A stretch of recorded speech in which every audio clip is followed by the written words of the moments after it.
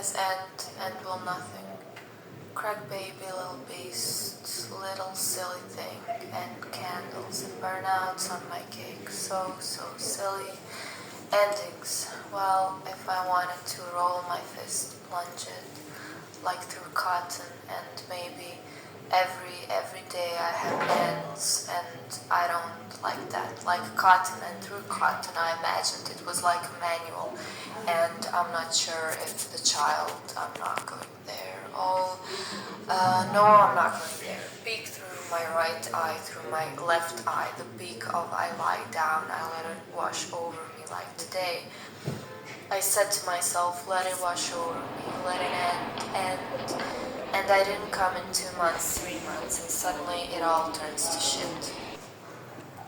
Suddenly it turns you around and around, and I get it. I get Cassie, I get fucking who like euphoria, euphoric. I had a story about euphoria, about ecstasy, about the highs, lows, and not ecstasy at all. I was a fucking magnet. I was the fucking oppressed creature. I was the night. I was shining blossom. I was the star. I was thief. I really wanted to steal. And on some days I could, but I didn't. And on some days... Okay. Close my eyes, lay down, and let it wash over me, let it wash over. My legs bent at the knee. I really was in Northern Hemisphere. Here, little bundle, little joy, sunshine. Grandma called me that. I couldn't find the answer to what I do anywhere, to what I was, to who I am. And I keep forgetting the answer.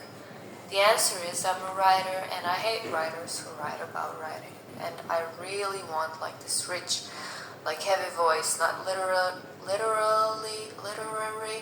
but literal. And that's not a pun. And I want to speak like it matters, something, and I want to allow myself, and I want to speak. I think I'm confusing, like writing with help, with self-help sometimes, and that's hard because I realize there's a difference. There's blinking red lights now, and there's a T, and the T stands for, well, the T stands for something. I don't know what yet. And there's like cloths and dresses and chiffon, and it's so gentle, so gentle. And sometimes there's other people here, but now it's just images, and it's pounding in my fucking head, and there's like stacks of paper and tires, and constantly rolling around, and there's screeching of the tires and drifting, and there's a boy who drives and drives, but it's too far away. The T stands for Christ. It's a cross, wooden. It's so hard to breathe sometimes, so heavy, so tired, so tiring, so hard to breathe. I sometimes have to breathe manually. There's leaves, and there's papers, stacks of papers, somewhere in this space. I don't know what the space is. Maybe I should know what the space is, but this is the story. I swallow, I open my eyes, she hums. She gave me a riddle at the beginning, told me to think on it, think it through, think so hard. I keep talking to Jasmine about this, and she's the voice, isn't she? I was a voice actress sending my tape over the script.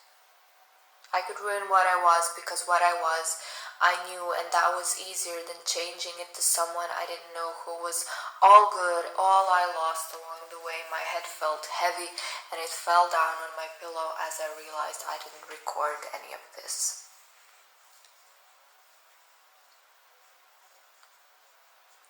Sometimes I think I can make a Eucharist out of anything. Sometimes I'm arrogant about it. Sometimes I make myself sick on purpose, little pause, cut off, and climbing up the mountain where there's snow, where you forget about the time, where you forget about all that time you wasted on nothing, and you can't even recall what you did. Time is so strict, this little finger, so there were stretch marks on time, there were cut marks on time, and time was made from skin, and I had to put a clasp on it to seal it tight and shut, and to make it last longer. I plucked the vodka cherry, the fake vodka cherry, or was it rum from the top? No cream, and it was disgusting. And I ate it from time in the middle of some square, some beautiful square. It was evening, and it was a nice evening, but also I was waiting for something or someone. And I didn't know who or what, and I didn't know what to do with myself, nor with time. It was me who was the problem, right? It always is. So I got up and I went to the bathroom and I took a photo of myself in the double mirror there, and I tossed the cherry pit from my mouth into the trash bag. And the trash bag was overflowing with like paper towels, half used, and now my little cherry pit. And now my little cherry pit, and now my little cherry pit, and now my little cherry pit, and now my little cherry pit. And I go back outside, and I went back outside, and I sat back down again at the same place. I checked the time on my phone every like less than a minute, not even every minute was still the same minute. I thought about leaving, but then I thought I would have more fun at home, because right now I don't want to be here. But then I thought about how I feel when I am at home, and then when I am at home I want to be there on the square waiting. I thought about leaving, but then I thought I would have more fun at home, because right now I don't want to be here. But then I thought about how I feel when I am at home, and then when I am at home I want to be there on that square waiting. And I thought about leaving, but then I thought I would have more fun at home, because right now I don't want to be here. But then I thought about how I feel when I am at home, and then when I am at home I really want to be there on that square waiting, and so I don't really want to be in either of those places doing what I'm doing in both of those places.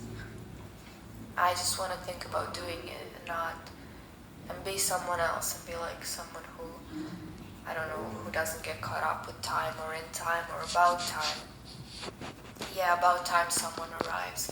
I really, really don't want to be here. Okay, so now I've dug up a grave for myself in this chair, and I can't leave, and now I'm stuck here. And the more I stay here, the worse it's gonna get, until the fucking release. And is that release gonna happen tonight or not? I don't know. So anyway, this is a story, okay? But so it's a story about waiting, but it's also a story, obviously, about something else, and about anxiety, and like, I don't know, I'm telling a story through another story, I guess.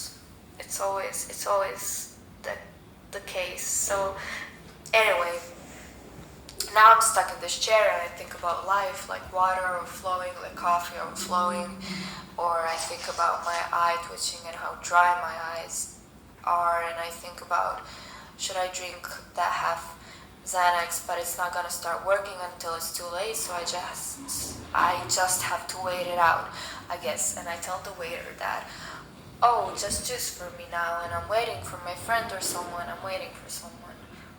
And I can't look at people, I can't study them, because then they look at me and then I look away. And this one time I dreamed actually myself being invisible and being a ghost or being dead. And I had to look at the lives of my friends, of my closest someones. And I had to see them struggling through their lives. And I had to watch them struggle and just live their lives. And it was so painful to see that, to truly see that, and know that I can't live without them. I can't live without them. And that's true. Except I don't see in real life the part, I just hear about it and I see maybe parts of it. I don't see anyone's life fully. I don't even see my own life fully. And yeah, it was the toughest thing for me, was the toughest lesson, the fact that you can't really help people. And sometimes talking out loud like this makes me realize what some things are about and what some things aren't about. I'm stuck in this chair, remember? On this square. Well, I guess there's two things I can do. I can rant about myself and the things I'm trying to go through with myself at this current point in my life, or I can rant about everything else around me. And I guess it's not really, it's like a game, I guess, but it's not really about any of those two things. It's about, I don't know. And I don't know about time, and it's about coming to terms with time. And sometimes things can be like taken away from you even before you know if you want them or not. Like running, for me. So that really struck me when she said I shouldn't run, and that I can't run because there's something wrong with my body, and I'm not much of a runner, but just. So now I'm walking very slowly, and not because I want to, but because I have to, because I can't go quicker. And however quick or slow I'm going, whichever pace or speed I'm going, I really, really don't actually like running. But that's not the point.